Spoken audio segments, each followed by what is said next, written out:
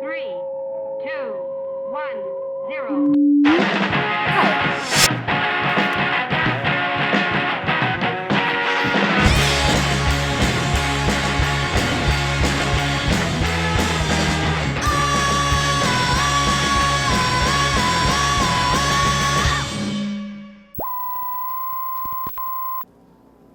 There are a lot of photo tutorials out there that say they can teach you how to take great images, but feature people or are set in places that are completely inaccessible to most of us. In reality, a lot of great images can be taken right outside your doorstep.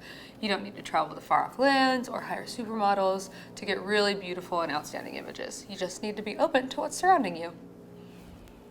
The iconic black and white photographer Wynne Bullock said that mysteries lie all around us, even in the most familiar things, waiting only to be perceived. Last episode, we talked about photographing people, but for this episode, we want to challenge you to slow down, take a look at, and consider the form, beauty, and stories that lie within the objects and places you see every day.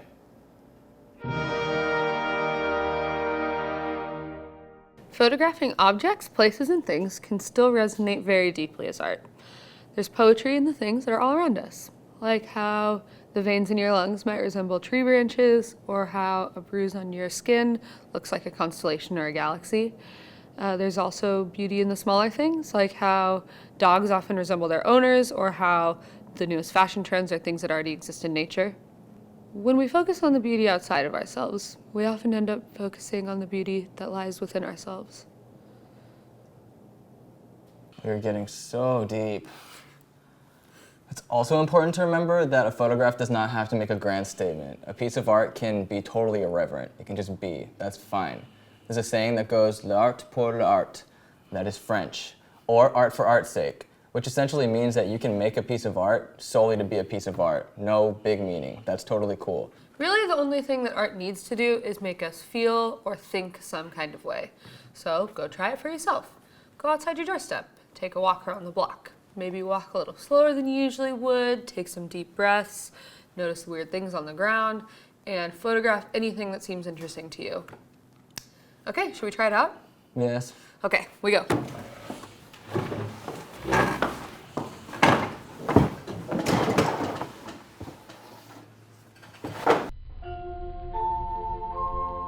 The first tip that we have for approaching this type of photography is to seek out the mundane and forlorn objects and spaces that you see in everyday life.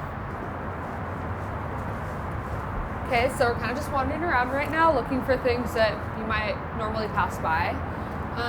Just like looking around right away, see this puddle right here. Looks pretty cool. There's all kinds of leaves stuck to it.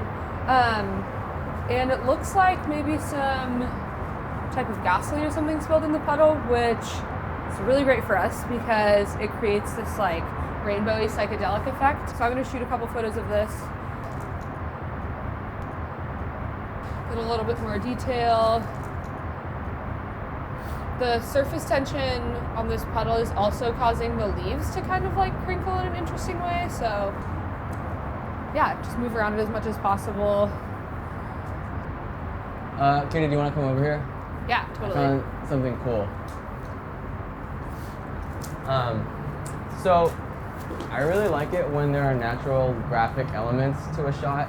There's sort of this really nice crystalline shape made by this wet area, especially because it's kind of got this weird, I don't know if that's a salt stain or what, but also the light is hitting it really nicely right now. You can see there's like some really cool rectangles being made. So I'm going to shoot this and just sort of move around using the pre-existing architecture to create compositions with pre-existing water stain, and it's looking cool.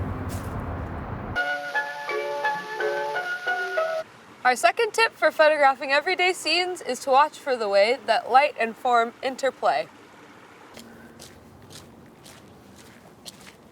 Hey, I'm going to take a couple photos of this rock. I love the idea and the rock. Cool. I'm going to first start off by just taking a couple straight on, but then I'm going to get up close and get some of these details, which is one thing I always really like to do when I take photos because you can ultimately kind of skew the perspective. And yeah, this rock has some cool little divots on top and the light's kind of like casting some shadows over it. And why don't I just get one from over here just so that we have a couple of different views.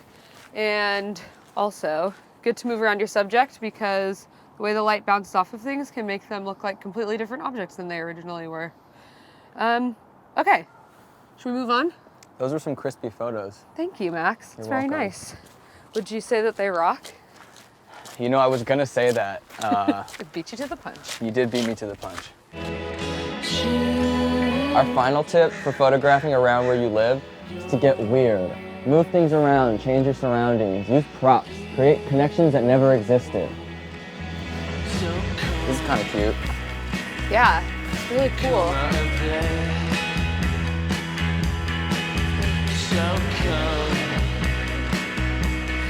Come out and play.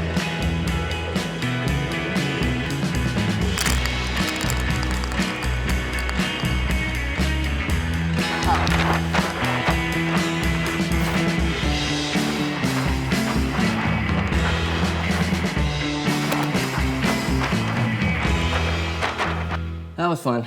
Yeah, totally. Well, we just had a great time experimenting and taking a whole bunch of photographs, and we'd love it if you joined in, photographing the beautiful, odd, and mundane objects that inhabit your everyday life. Make sure to share those photos on VSCO by using the hashtag Academy. And don't forget to follow Academy in the VSCO app, where we'll be sharing more videos, interviews, and tips for you guys to see. Okay, we'll see you guys next time. Bye-bye. Bye.